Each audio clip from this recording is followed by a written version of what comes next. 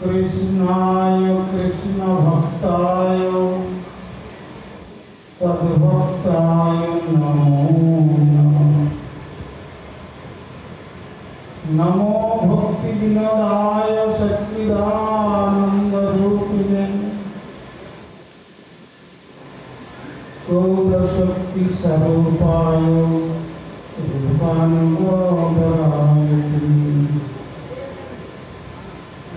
श्री कृष्ण चैतन्य प्रभु नित्यानंद श्री अद्वैत गदाधर शिवासादि गौर भक्त वृंद हरे कृष्णा कृष्णा कृष्णा हरे हरे हरे राम राम राम हरे हरे। सर्वप्रथम परमाराध्य श्री गुरुपाद पद्म विश्ववंदित आचार्य भास्कर प्राच्य पाश्चात्य श्री चैतन्य महाप्रभुर प्रेम धर्मेर वाणी निर्भीक प्रचार प्रभर कलियुग पावनावतारी भुवन मंगल परम करुण श्रीमान महाप्रभुर अभिन्न श्री श्री नित्यानंद मुक्त प्रकाश मूर्ति जिनि जगद्गुरु युगाचार्य शिल प्रभुपाद भक्ति सिद्धार्थ सरस्वती गोस्वामी ठाकुरेर अनुकंपित जनर अन्यतम कृपा भाजन परमार्चनीय श्री गुरुपाद पद्म ओम विष्णुपाद परिव्राजकाचार्य वर्य गंधी स्वामी श्री श्रीमद भक्ति कौमुदी संत गोस्वामी ठाकुरेर रात्रि चरणे असंख्य साष्टांग दंडवत प्रणाति जानिए तार अहेतुकी कृपा आशीर्वाद प्रार्थना करी। तदनंतर सपार्षद परम गुरुदेव श्री प्रभुपाद भक्ति सिद्धांत सरस्वती गोस्वामी ठाकुरेर श्रीचरण कमले अनुरूप दंडवत प्रणाति जानिए भावभूषण स्वरूप मध्य समासीन त्रिलोकीपादगण महाभागवत चरित कथा श्रवण विवासु श्री सज्जन वृंद ओ मातृमंडली सकलके प्रारंभे जानाई आमार सादर यथायोग्य वैष्णव अभिनंदन। श्री श्री गुरु गौरांगेर कृपाके अवलम्बन करे आज आमरा এই সুরভিকুঞ্জেতে শ্রী ভক্তি বিনোদ ঠাকুরের শুভ আবির্ভাব মহোৎসবকে উপলক্ষ করে গৌড়ীয় বৈষ্ণব সংঘের উদ্যোগে যে অনুষ্ঠানের আয়োজন হয়েছিল সেই অনুষ্ঠানের শেষ পর্যায়ে আমরা পৌঁছতে চলেছি। তো বিশেষ করে এই যে শ্রী ভক্তি বিনোদ ঠাকুরের কথাকে যদি জানতে হয় তার সর্বশ্রেষ্ঠ দান হচ্ছে সরস্বতী কৃষ্ণ প্রিয়া বিষ্ণু ভক্তি জান হিয়া বিনোদের সেই সে বৈভব, অর্থাৎ তার সর্বশ্রেষ্ঠ দান সচ্চিদানন্দ শ্রী ভক্তি বিনোদ ঠাকুরের ওম বিষ্ণুপাদ শ্রী শ্রীমদ ভক্তি সিদ্ধান্ত সরস্বতী গোস্বামী প্রভুপাদ যে প্রভুপাদ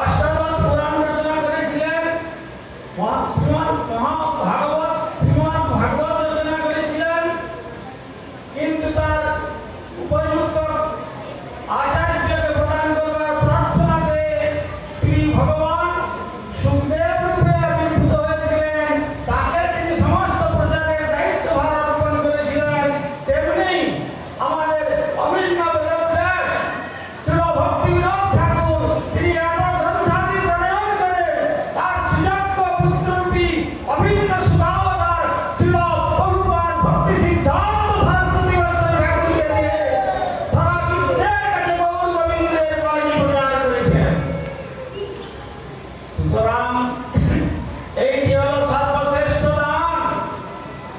আর আজ যে সারা বিশ্বের মানুষ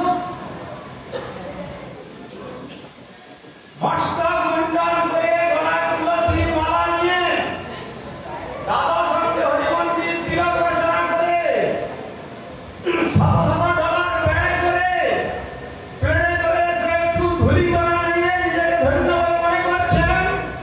সেই মহাপ্রভুর আবির্ভাব স্থানের আবির্ভাব কর্তা, সেই স্থানের প্রকাশক আমাদের শ্রী সচ্চিদানন্দ শ্রী ভক্তিবিনোদ ঠাকুর।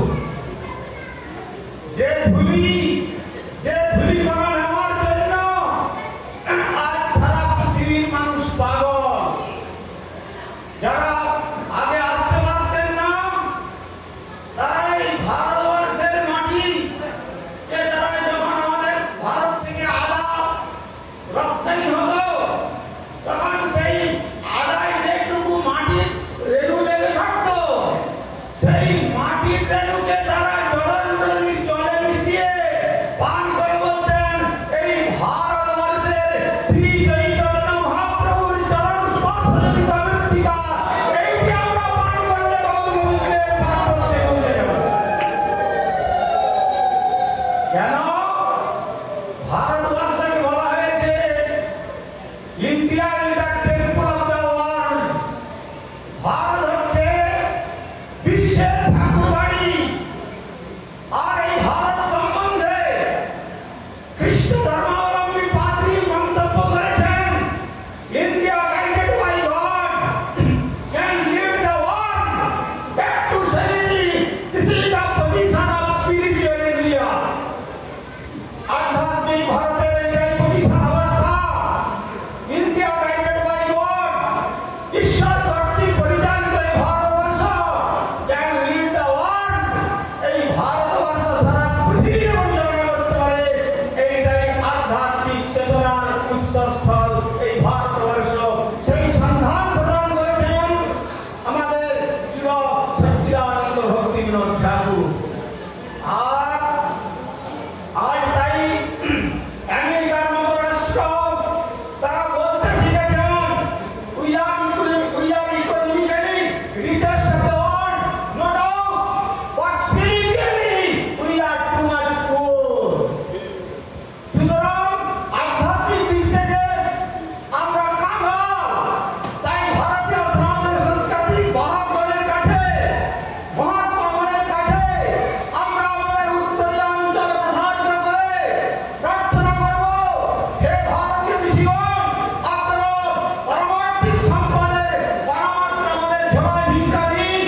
আমরা বদল করে নিতাই গৌর সুন্দরের পবিত্র নাম কীর্তন করতে করতে যাতে আমরা এবারের অনুষ্ঠানকে ধন্য এবং কৃতার্থ করতে পারি। আচ্ছা, আপনারা শুনেছেন সব ভক্তি মহোদয়গণ অতি সুন্দরভাবে বর্ণনা দিয়েছেন। ভক্তিবিনোদ ঠাকুরকে বলা হয়েছে ভক্তির ভগীরথ। ভগীরথ কি এনেছিলেন? ভগীরথ তার পূর্বজগণকে উদ্ধার করার জন্য ব্রহ্মসাপ থেকে বিষ্ণু বারক সম্ভূতা গঙ্গা দেবীকে এই মঠকে আনয়ন করেছিলেন। এই জন্য গঙ্গার অপর নাম ভগীরথ, ভাগীরথী। সুতরাং কেবল পূর্বজনের উদ্ধারের জন্য ব্রহ্মসাপ থেকে। আর আমাদের শ্রী ভক্তিবিনোদ ঠাকুর শ্রী প্রভুপাদ রূপী গঙ্গাকে আনয়ন করে কি জানিয়ে দিলেন? কেবল পূর্বজনের নয়, অনন্ত বিশ্বের মানুষের কাছে যাতে তারা হরিনাম সংকীর্তন করে শ্রী গৌর গোবিন্দের পাদ পদ্ম বৃন্দাবন যাত্রা করতে পারে, সেই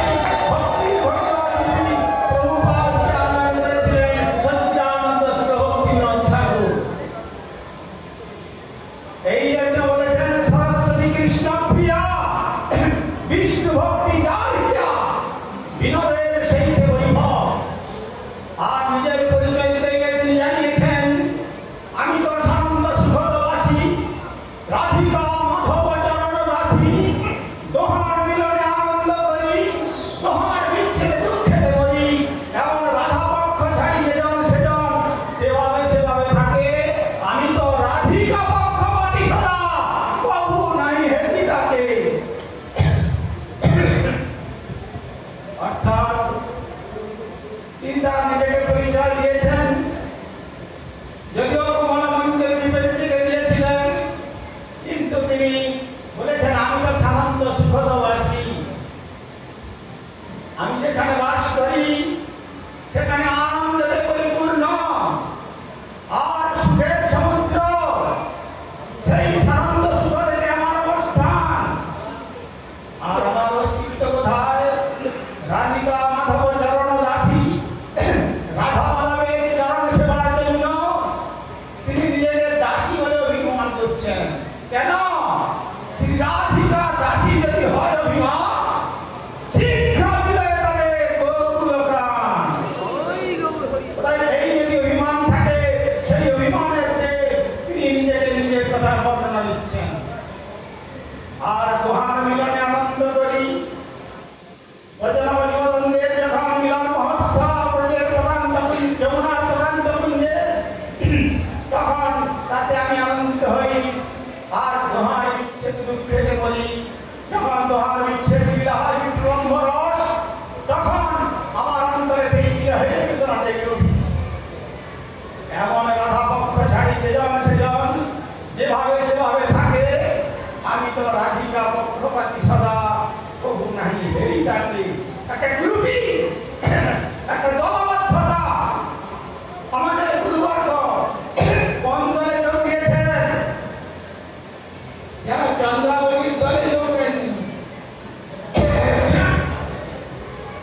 আমাদের গুরুবর্গ রাধারানীর পক্ষের দলে যোগ দিয়েছেন। তাই যারা চন্দ্রাবলীর দলে আছেন তাদের যেন কখনো মুখ দর্শন পর্যন্ত করতে না হয়, এইরকম একটা দলবদ্ধতা যোগ দিয়েছেন। তাই আমাদের গুরুবর্গ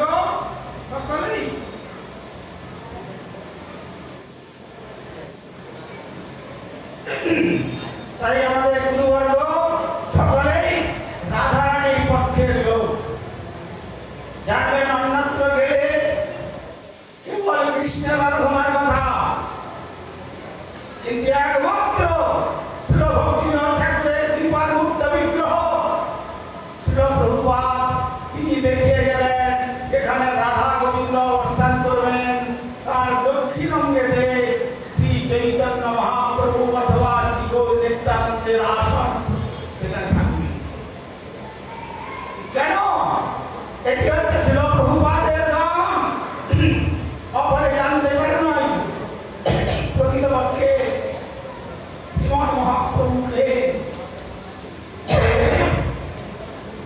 সেই শ্রীমৎ মহাপ্রভু রাধা কৃষ্ণ মিলিত করুন। তাই সেই সম্পদ তার আবির্ভাব স্থান এর সমস্ত দান করে আমাদেরকে যে অমূল্য সম্পদ প্রদান করেছেন সচ্চিদানন্দ ভক্তিবিনোদ ঠাকুর। তাই আজকের এই শুভ দিনে তার শ্রীপাদ পদ্মে অসংখ্য সাষ্টাঙ্গ দণ্ডবত প্রণতি জানিয়ে তার কৃপা প্রার্থনা মুখে আমি প্রার্থনা করব। জয় হরি দেবতার জয়, সচ্চিদানন্দ শিব ভক্তিবিনোদ ঠাকুর কি জয়, সচ্চিদানন্দ শিব ভক্তিবিনোদ ঠাকুর কি জয়, সচ্চিদানন্দ শিব ভক্তিবিনোদ ঠাকুর কি জয়, প্রভুপাদ ভক্তি সিদ্ধান্ত সরস্বতী গোস্বামী প্রভুপাদ কি এই মহোৎসবে অংশগ্রহণকারী ভক্তবৃন্দ কি জয় জয় শ্রী শ্রী গৌর